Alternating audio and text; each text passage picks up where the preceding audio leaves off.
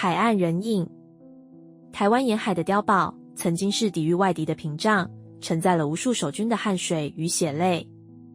如今，这些碉堡因时代变迁大多已荒废，成为了历史遗迹，但在我们海巡单位的日常巡逻中，他们却仍然扮演着特殊的角色，可能是走私者藏匿的场所，或是非法活动的据点。那是一个伸手不见五指的夜晚，巡逻小组如往常一样准备出发。我与同事阿强、老刘组成一队，负责巡逻海岸边的一系列碉堡。当晚的气氛异常沉闷，潮湿的海风吹来一股说不出的寒意。我们开着车沿着狭窄的海岸公路前进，远处只有稀稀落落的路灯影子摇晃着，映出荒凉的景象。今天的夜色真够黑，连月亮都不见了，老刘嘟囔道。他点了根烟，试图压下心中的不安。黑也好，至少这样走私的家伙也不敢轻举妄动。阿强拍了拍腰间的手电筒，带着点调侃的语气。然而，随着我们越靠近那座被杂草和石块扮演的碉堡，气氛越发诡异起来。碉堡位于海岸边的一处隐蔽地带，几乎被周围的灌木和沙的掩盖住，只能看到斑驳的墙壁隐约露出。就在我们停下车准备下去查看时，一阵低沉的哭泣声传入耳中。那哭声像是一个女人，声音飘忽不定，时而低沉，时而尖锐，在寂静的夜里显得格外刺耳。听到了吗？那声音是女人。阿强皱起眉头，手下意识地按住了腰间的手电筒。这地方怎么可能有女人？老刘有些紧张，语气里透着一丝不安。不管是谁，我们得去看看。我深吸一口气，打开手电筒，带头走向碉堡。我们三人小心翼翼地靠近哭声的来源，手电筒的光束在浓密的灌木丛间来回扫动。当我们接近碉堡入口时，哭声戛然而止，四周只剩下潮水拍打海岸的声音。就在我们准备进入碉堡时，手电筒的光束突然照到了一个模糊的人影。那是一个瘦小的身影，似乎蹲在碉堡外的一角，身体微微颤抖，像是在啜泣。我们立刻提高了警觉，试图靠近那个人影。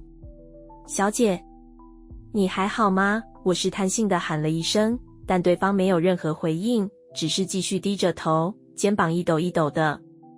等我们再靠近几步，才发现那个人的身形异常纤细，四肢显得诡异的修长。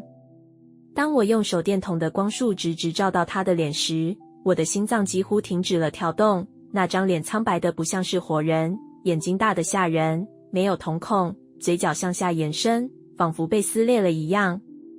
快退！老刘大喊，但就在这一瞬间，那人影突然以极快的速度往海岸方向跑去。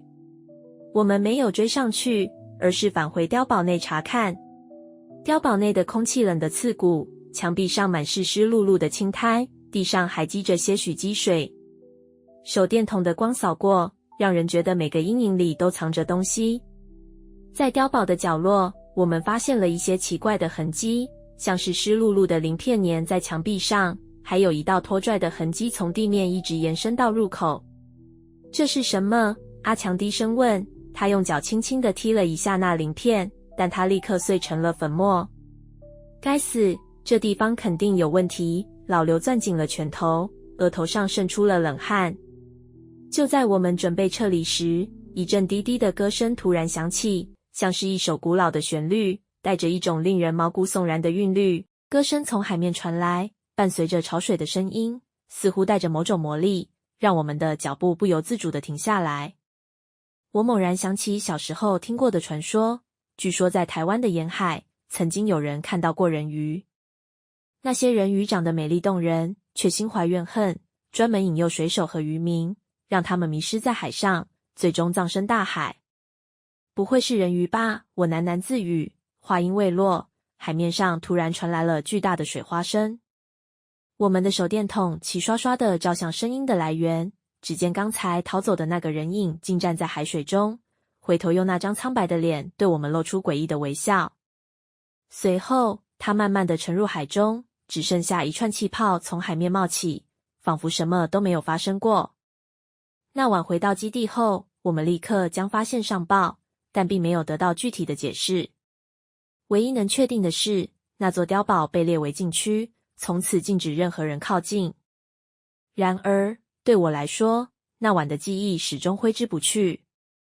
无论是那诡异的哭声、苍白的身影，还是那人鱼般的传说，都像是一个警告，提醒着我在这片深海中，或许还有许多不为人知的秘密。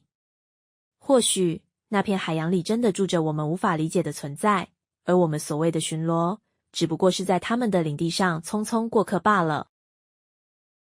故事就到这边，喜欢的话别忘了按赞、订阅。